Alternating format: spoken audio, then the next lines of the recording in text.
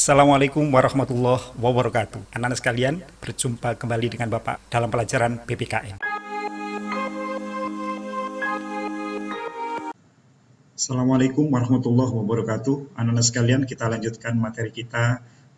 Pada kali ini kita akan bicara soal penyebab terjadinya pelanggaran hak asasi manusia di Indonesia. Anak sekalian, ada berbagai hal yang menyebabkan seseorang atau sekelompok orang itu melakukan pelanggaran hak asasi manusia. Tetapi penyebab tersebut bisa dikelompokkan menjadi dua. Apa saja? Kita lihat. Yang pertama ada namanya faktor internal. Faktor internal itu adalah faktor yang berasal dari dalam diri manusia itu, yang menyebabkan seseorang terdorong dari dalam untuk melakukan pelanggaran terhadap hak asasi manusia. Oke. Yang pertama adalah faktor internal, adalah yang pertama egois.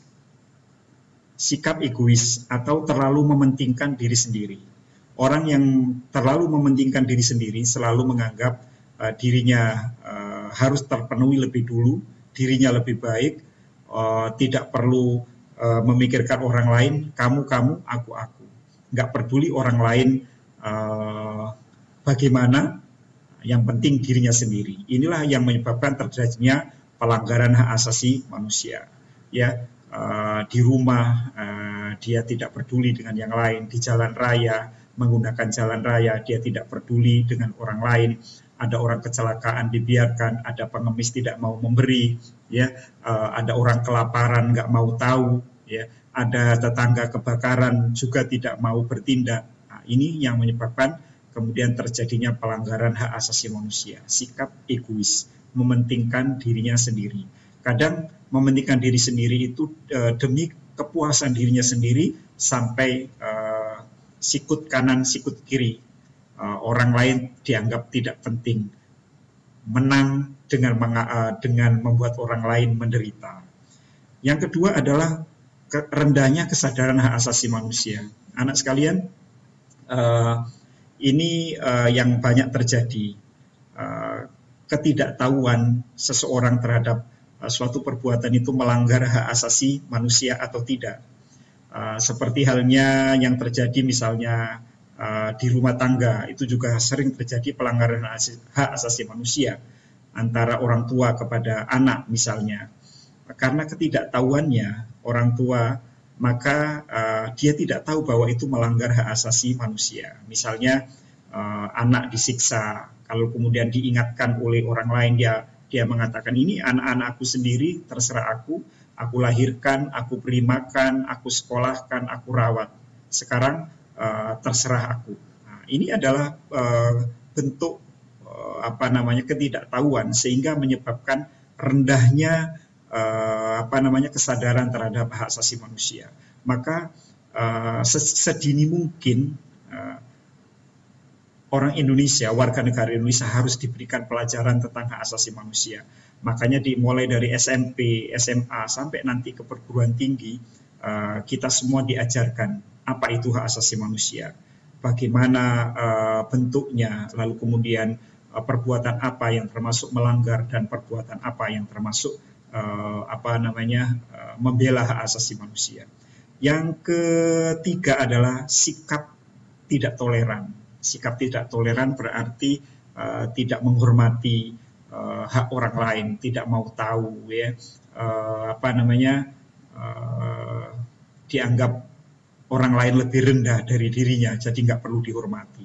Misalnya majikan terhadap pembantunya, misalnya dianggap yang namanya pembantu itu tidak perlu ditoleransi, diperlakukan semaunya sendiri.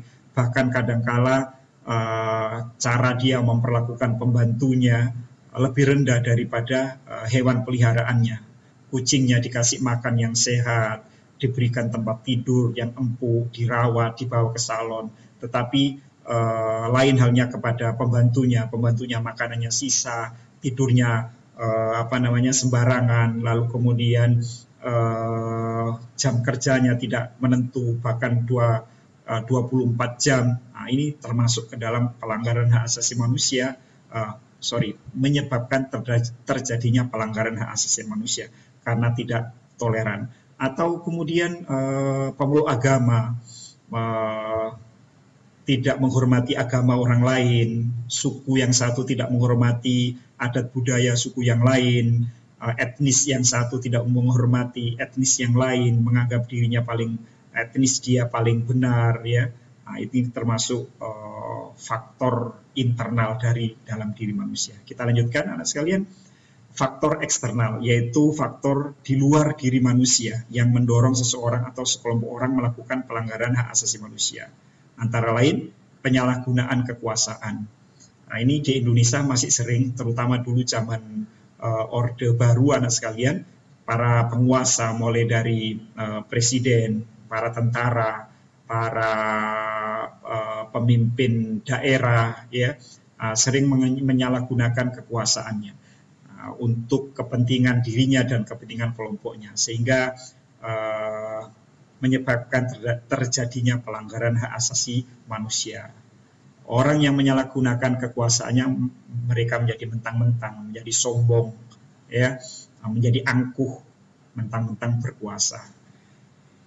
Lalu kemudian ketidaktegasan aparat penegak hukum.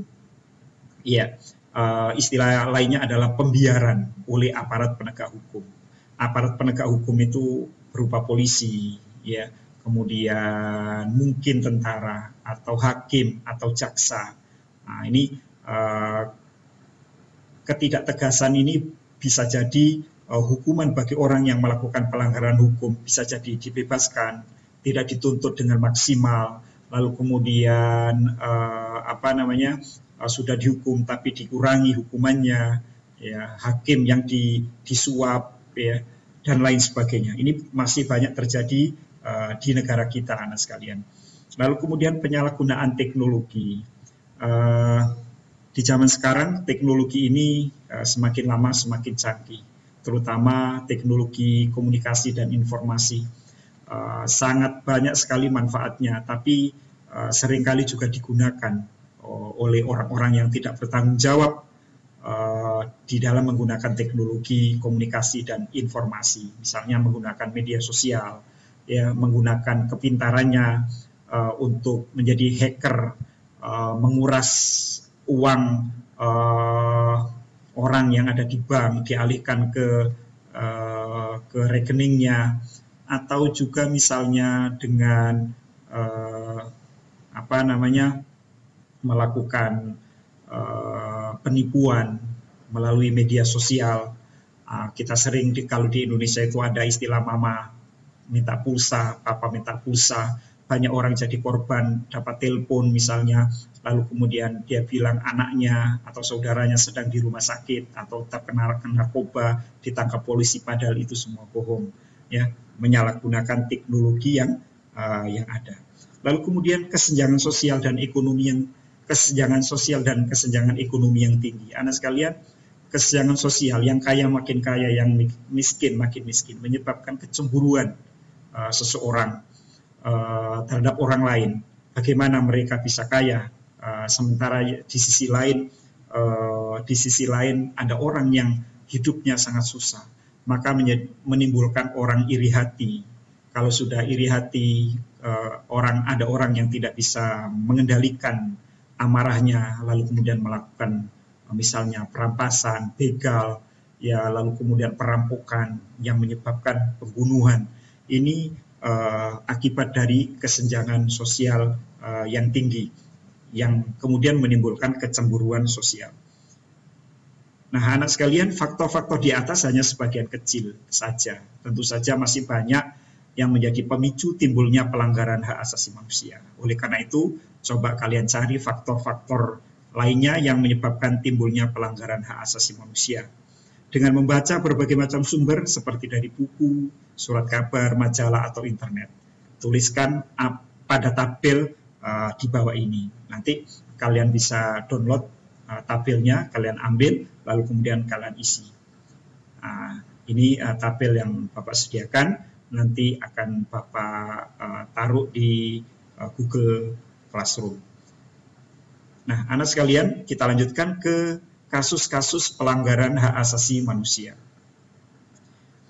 Tadi sudah Bapak kasih tahu bahwa di Indonesia masih banyak terjadi kasus-kasus pelanggaran hak asasi manusia. Tapi setelah reformasi itu sudah sangat berkurang, meningkatnya kesadaran masyarakat Indonesia karena sosialisasi perubahan Undang-Undang Dasar dan Undang-Undang, lalu kemudian juga karena pelajaran-pelajaran yang menyangkut tentang hak asasi manusia terus gencar dilakukan oleh pemerintah agar rakyat Indonesia paham apa itu hak asasi manusia, sehingga dampaknya pelanggaran hak asasi manusia di Indonesia semakin lama semakin menurun karena seiring dengan meningkatnya pemahaman rakyat Indonesia terhadap hak asasi manusia. Kasus-kasus tersebut antara lain sekalian, misalnya kasus Tanjung Priok terjadi pada tahun 84. Dalam kasus ini ada 24 orang tewas, ya, 36 orang luka berat, dan 19 orang luka ringan. Data ini anak sekalian bisa kalian cari, dan itu berbeda-beda. Ada versi pemerintah, ada versi masyarakat. Yang jelas bahwa itu terjadi pelanggaran hak asasi manusia. Semua sepakat bahwa itu terjadi pelanggaran hak asasi manusia. Ya, silakan kalian baca bagaimana kasusnya di Tanjung Priok, di sebuah musola, ya, ada penembakan oleh tentara terhadap orang yang sedang sholat subuh. Nah, silakan kalian pahami. Yang kedua, misalnya penyerbuan kantor Partai Demokrasi Indonesia tahun 96, ya. Ini juga termasuk pelanggaran hak asasi manusia. Dalam kasus ini 5 orang tewas, 149 orang luka-luka, dan 23 orang hilang. Ya. Nah, kalau 2 ini anak sekalian, yang pertama mungkin berkaitan dengan pelanggaran HAM berat yang bernama genosida. Sementara yang B juga genosida karena kelompok politik tertentu, yaitu PDIP. Penembakan mahasiswa Universitas Trisakti tanggal 12 Mei. Ini kasus, namanya kasus Trisakti tahun 98. Nah, ini tergolong ke dalam pelanggaran HAM kemanusiaan, ya, bukan karena sukunya, bukan karena agamanya, bukan karena etnisnya. Nah, ini bisa kalian pause dulu, lalu kemudian kalian baca dengan baik.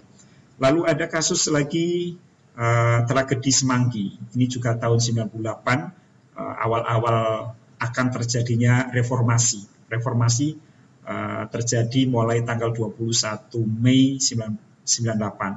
Dan ini termasuk ke dalam rangkaian penyebab dan akibat terjadinya reformasi, anak sekalian. Kasus Semanggi pada tanggal 13 November 98, dalam kasus ini 5 orang tewas, kemudian terjadi lagi tragedi Semanggi yang kedua, 24 September 99, yang memakan 5 orang korban meninggal. Lalu kemudian ada, ini masih sama tadi anak sekalian, penculikan aktivis 97 sampai 99, ya. Kasus ini 20 orang aktivis dinyatakan hilang, ya, dan lain sebagainya. Anak sekalian, ini kalian bisa baca sendiri. Masih banyak lagi anak sekalian. Misalnya juga ada terbunuhnya Ketua Kontras Munir, lalu kemudian kasus Marsina, ya, lalu kemudian kasus misalnya pelarangan sekolah-sekolah Cina, pelarangan bahasa Cina, orang Cina atau Tionghoa tidak boleh memakai nama Cina, harus berganti nama. Banyak sekali anak sekalian kasus-kasus pelanggaran hak asasi manusia. Silakan tugas berikutnya adalah nama kasus, hak yang dilanggar, penyebabnya dan penyelesaiannya apa. Nah, silakan kalian cari dengan membaca buku, mencari di internet dan lain sebagainya untuk melanjutkan materi ini. Nah, anak sekalian, itu saja materi kita kali ini. yaitu penyebab atau faktor yang menyebabkan terjadinya pelanggaran hak asasi manusia di Indonesia dan kasus-kasus pelanggaran hak asasi manusia di Indonesia. Terima kasih atas perhatiannya, mudah-mudahan kalian paham. Assalamualaikum warahmatullahi wabarakatuh.